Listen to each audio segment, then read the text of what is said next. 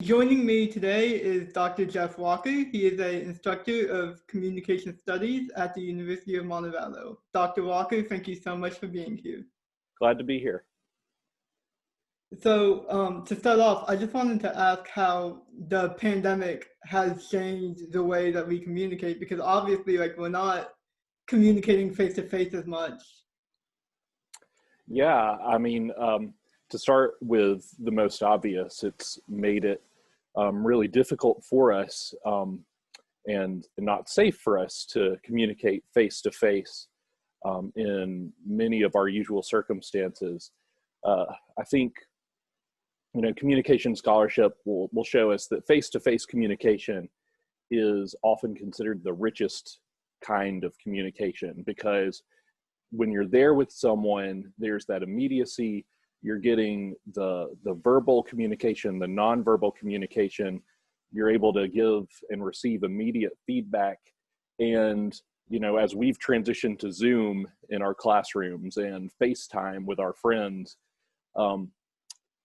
you lose elements of that. And so we've not only had to adjust to the technology, but we've had to overcome kind of losing some of that immediacy that we're used to. How has it affected what you do in the communication studies program? How has it changed the way that you guys do classes? Are you guys still going over the same information? Yeah, absolutely.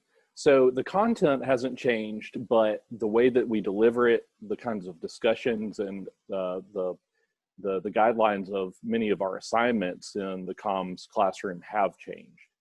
For example, in-person speeches, we're not doing those right now because, with having fewer students in the classroom and having to wear masks in the classroom, right? It's kind of hard to give a speech, a 5-minute speech wearing a mask, and it's hard as an instructor. If we were doing that, it'd be hard to grade things like facial expressions, eye contact, that sort of thing. So we're doing those virtually, which is a different thing entirely. Discussions, having a discussion in Zoom can be difficult. It can be a little awkward at times, but ultimately, you adjust to the technology, right? A lot of the principles of effective communication haven't changed. Just like you need a practice for an in-person presentation or practice for a job interview, you do the same thing with Zoom or whatever technology you're using. Is you practice at it and you get better at it.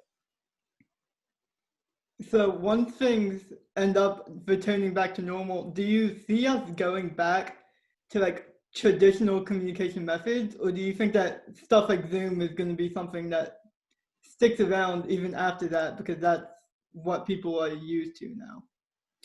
I think that's a great question, and kind of the timeline for returning to normal and then what normal is going to look like is still a little bit up in the air. My guess is we're going to get the best of both worlds. We're going to return to those rich kinds of communication, in-person experiences that have been tried and true for so many years. But we're also going to enhance that with a lot of the technology that we've learned over the last few months. I think it's great. One of the great things for me is I've been FaceTiming with friends that that don't live around here, that I haven't talked to in a while, just because I'm using FaceTime more often. Using Zoom in the classroom is kind of going to be the same thing. There will be instances where that makes the most sense to use, because we can bring in people who, guest speakers for a class that aren't able to travel to our campus. Or maybe I can meet with a student who wants to practice their speech kind of informally before they give a speech in person. So yeah, I think that we're going to see both of these things coming into play in the future.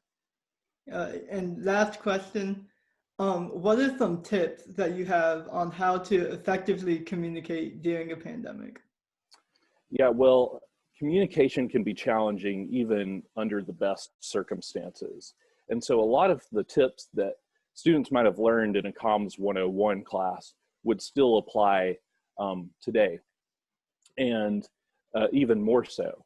And I think the first thing is to just be open in your communication. It's really easy to just kind of shut ourselves off because it takes a lot more effort to communicate with our friends and our family if we can't see them every day. But stay in touch, whether that's by text or FaceTime or group me or social media or whatever you're most comfortable with. Don't cut off communication, and then openly communicate what your expectations are, how you're feeling, because communication is challenging for everyone right now. And it's important for us to just recognize that and be open about it. All right, well, that is everything I have. Thank you so much for doing this interview. Absolutely. It's great to be with you. All right, have a good day. You too, Ryan.